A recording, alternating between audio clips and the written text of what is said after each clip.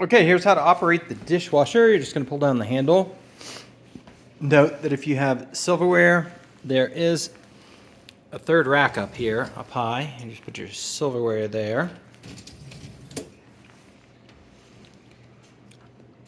It's got top controls, so the circle is off, the dash is on, and then you just select which program you want, likely just normal, and shut the dishwasher and it will do its thing.